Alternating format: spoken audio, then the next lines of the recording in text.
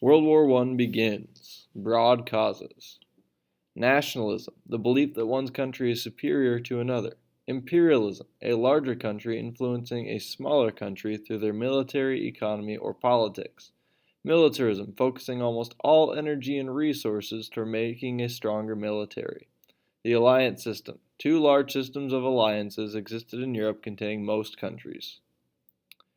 These are the four major reasons we looked at last week. We have nationalism, believing that your country is superior to all the others, which is basically what every country in Europe was going through at that time. They all thought they were better than the rest.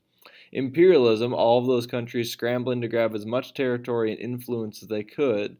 Militarism, all of these countries making as big of an army as they could, each year expanding more and more and more, spending more and more money on their military.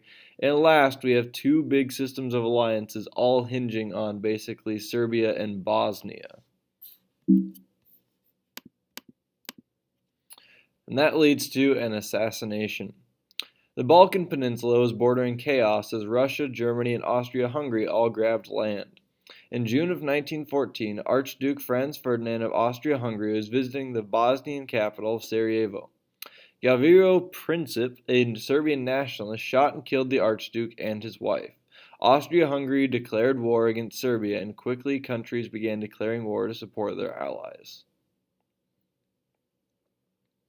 So, the Balkan Peninsula this time was often described as a powder keg, just waiting to blow. And this assassination was the spark that needed to happen for that powder keg to blow.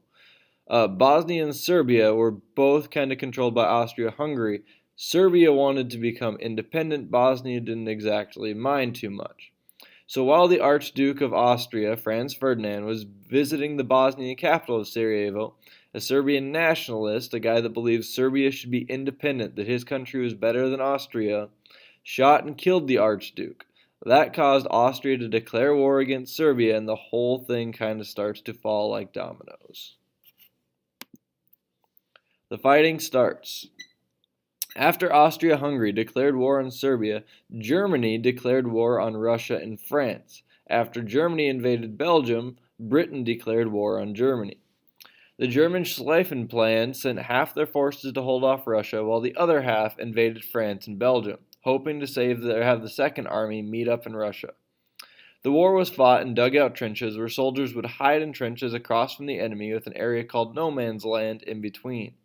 Over the first 5 months, more than 1.2 million soldiers had died. The lines had only changed by 7 miles. Last slide I mentioned the domino effect. This first bullet point here really shows how. We just have domino after domino of each country declaring war on other countries. Basically all of them allied to each other are the ones that they're fighting with.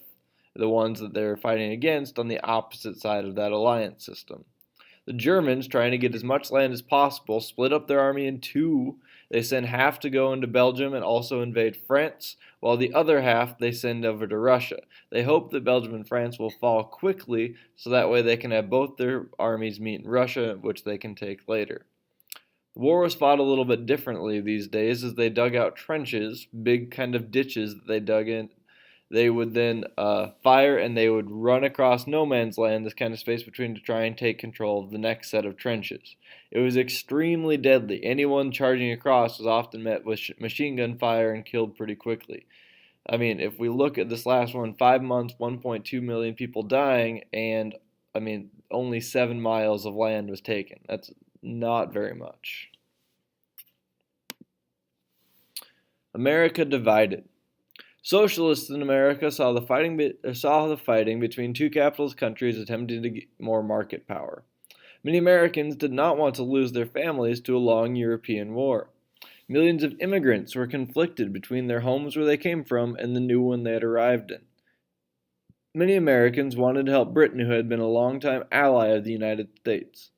The United States was a major trade partner with Britain and France, who had depended on our supplies during the war.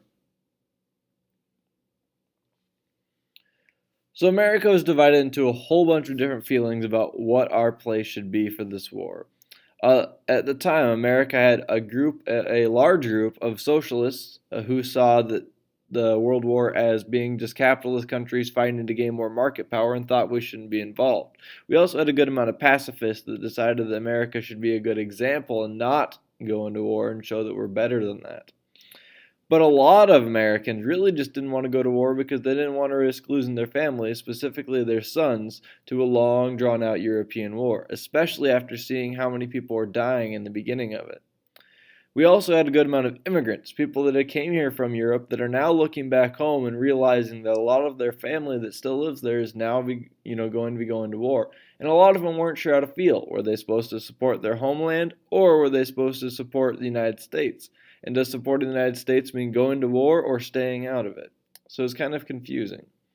But also, a lot of Americans wanted to help Great Britain and France, both of which had been longtime allies of the United States. They had helped us in countless other wars, and we had just kind of learned to depend on them.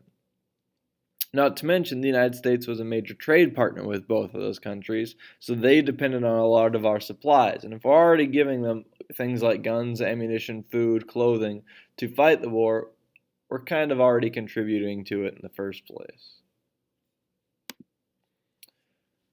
The British blockade. Great Britain blockaded the German coast, preventing weapons, supplies, and food from reaching Germany. This also prevented American ships from sending Germany any supplies, disrupting American trade. Without food or farming supplies, more than 750,000 Germans died of starvation. So even though we were allied with Great Britain and France, and we were sending them supplies, we weren't in the war yet. We consider ourselves neutral, so we also had no problem with sending stuff to Germany either. But the problem was that the British had set up a blockade. A blockade is a strategy in war where you keep any and all people and trade from going in or out of a country. So Britain used their very powerful navy to blockade Germany's coast, making it so that no weapons, supplies, or food could go to Germany. But since this also disrupted American ships going to Germany, we were starting to feel not so great about this.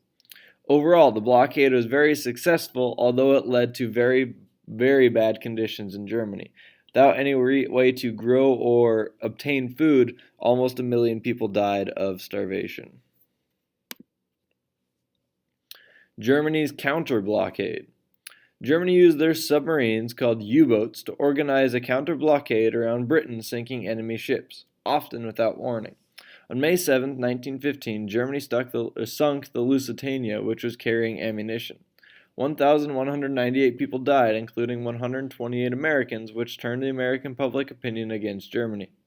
After sinking several more civilian ships, America made an agreement that we would persuade Britain to end their blockade if Germany stopped sinking civilian ships.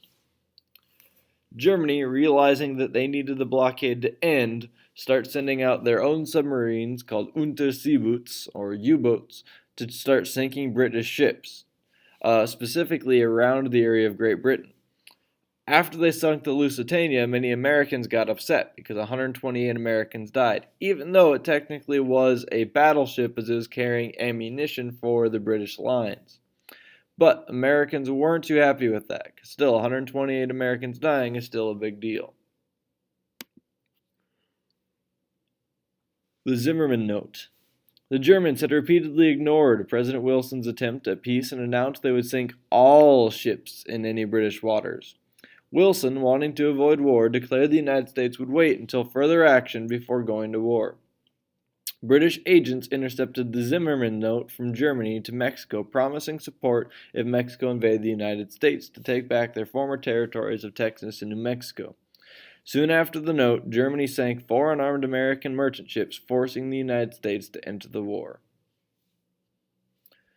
So after the Lusitania, President Wilson is trying to avoid war. He doesn't want the United States to get involved in a big, long European affair. But the Zimmermann Note makes that impossible. British agents intercept a note that Germany sent to Mexico trying to convince Mexico to go to war with the United States, promising them support if they needed it. Soon after that, when Germany sinks another 4 American ships, none of which were battleships, America decided that we had to go to war, that there was no way around it. America acts. On April 2, 1917, President Wilson delivered his resolution of war to a large, anxious crowd. Several days later, Germany passed the resolution and declared war on, or Congress passed the resolution and declared war on Germany. U.S. soldiers would go to help the allies of Great Britain and France in their fight against the Central Powers. Wilson argued that we would go to war to make the world safe for democracy. Pretty straightforward here. President Wilson decides it's finally time to act, delivers a revolution of war. Congress passes it and declares war on Germany. The United States goes to war under the idea that we are making the world safe for democracy, making it so that everywhere is more like us. Once again, as usual, if you have any questions, please come see me or send an email.